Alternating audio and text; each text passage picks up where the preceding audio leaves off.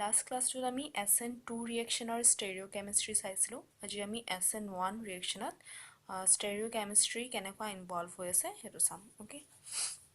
এটা আমি লাষ্ট ভিডিওটোত দেখিছিলো যে SN2 reaction যদি ইনিশিয়াল কম্পাউন্ডটো ডেক্সট্ৰো ৰটেটৰি হয় মানে প্লেন পলাৰাইজড লাইটক যদি সোঁফালে ঘূৰাই তেতিয়া প্ৰডাক্টটোৱে লেফট সাইডে ঘূৰাব কিন্তু তাৰ কাৰণে এটা কন্ডিশন আছে যেটো মোৰ কবলে থাকি গৈছিল হেতু হৈছে কাইৰেলিটি মানে সব কম্পাউন্ডে প্লেন পলাৰাইজড লাইটক ৰটেট কৰিব নোৱাৰে মলিকুলটোত কাইৰেলিটি থাকিব লাগিব কাইৰেলিটি মানে হৈছে এটা অৰ্গেনিক কম্পাউন্ডটো সেন্টাৰত সদায় কাৰ্বনে থাকে ৰাইট এটা এটা কাৰ্বনৰ লগত যদি চাৰিটা ডিফাৰেন্ট গ্ৰুপ লাগি থাকে ওকে চাৰিটা গ্ৰুপ যদি ডিফাৰেন্ট হয় তেতিয়া এই কাৰ্বনটোক ইয়াত কাইৰেল সেন্টাৰ বুলি কয় আৰু মলিকুলটোক কাইৰেল মলিকুল বুলি কোৱা হয় ঠিক আছে অকল কাইৰেল মলিকুল বিলাকেহে প্লেন পলাৰাইজড লাইটক ৰটেট কৰিব পাৰে আৰু ইহঁতক কোৱা হয় অপটিকেলি এক্টিভ কম্পাউন্ড ঠিক আছে অপটিকেলি এক্টিভ কম্পাউন্ড হবলে হলে অৰ্গেনিক কম্পাউন্ডটো কি হ'ব লাগিব কাইৰেল হ'ব লাগিব মানে তাত এটা কাইৰেল সেন্টাৰ থাকিব লাগিব এনেকুৱা এটা কাৰ্বন তাত থাকিব লাগিব যেটো কাৰ্বন চাৰিটা ডিফাৰেন্ট গ্ৰুপৰ লগত এটাচ হৈ আছে এটা মই কাইৰেল মলিকুল ইয়াত এটা ড্ৰ কৰি দিছো সো এটা এলকহল ড্ৰ কৰিছো ইয়াত সপোজ এটা হাইড্ৰোজেন আছে ইয়াত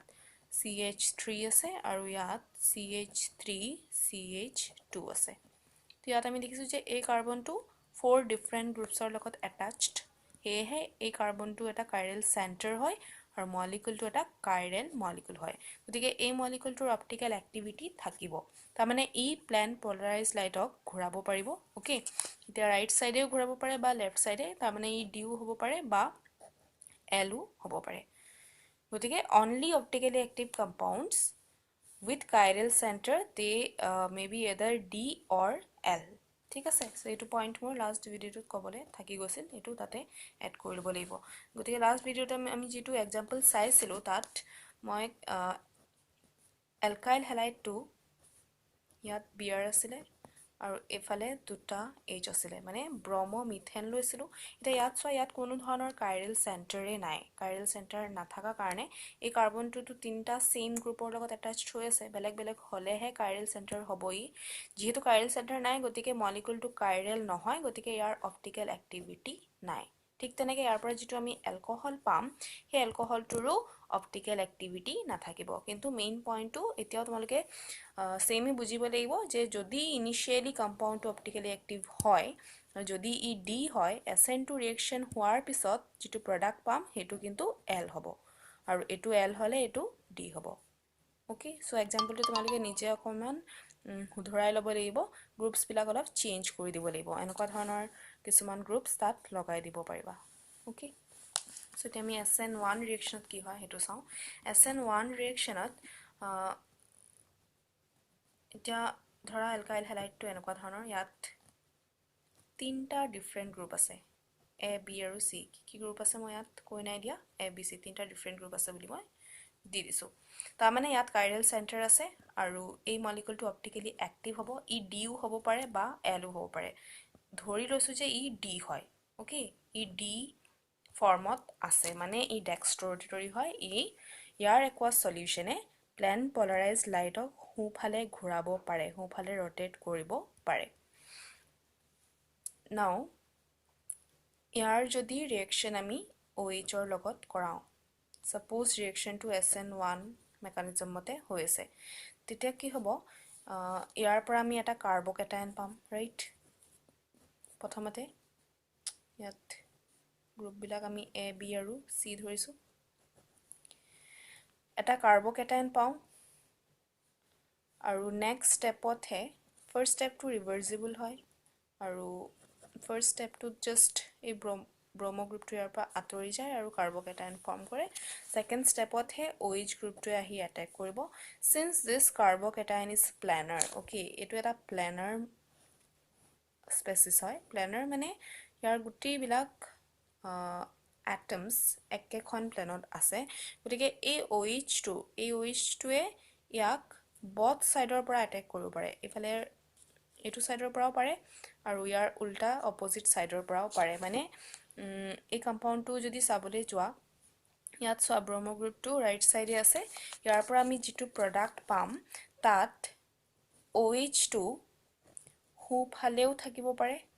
হুফালে থাকিলে বাকি বন্ডছ বিলাক লেফট সাইডে থাকিব আৰু সমানেই পসিবিলিটি থাকিব যে OH2 লেফট সাইডে হ'ব পাৰে বুজি পাইছানে ব্ৰহ্ম গ্ৰুপটো কমপ্লিটলি আতৰি যোৱাৰ পিছতহে OH নিগেটিভটোৱে ইয়াক এটেক কৰে গতিকে OH নিগেটিভটোৱে ইয়াক both সাইডৰ পৰা এটেক কৰিব পাৰিব SN2 ৰিএকচনত এটো থাকুতেই এটেকটো হৈছিল গতিকে সদায় ইয়াৰ এই গ্ৰুপটো প্ৰেজেন্ট থকা সাইডৰ অপোজিট সাইডৰ পৰা এটেক হয় আৰু কনফিগাৰেশনটো জাস্ট ইনভাৰ্টেড হৈ যায় ডি ৰ পৰা আমি L পাই যাওঁ কিন্তু ইয়াত হেতু ইস্যু নাই OH নিগেটিভ এই নিউক্লিওফাইলটো ইয়াক both সাইডৰ পৰা সমান পসিবিলিটিৰে এটেক কৰিব পাৰে গতিকে OH গ্ৰুপটো যেতিয়া ইয়াত বন্ড ফৰ্ম কৰিব কনফিগাৰেশনটো এই ইনিশিয়াল কম্পাউণ্ডৰ লগত সেমও হ'ব পাৰে আৰু তাৰ ঠিক উল্টাও হ'ব পাৰে ওকে মানে ইনভাৰ্জন অফ কনফিগাৰেশনো পসিবল আৰু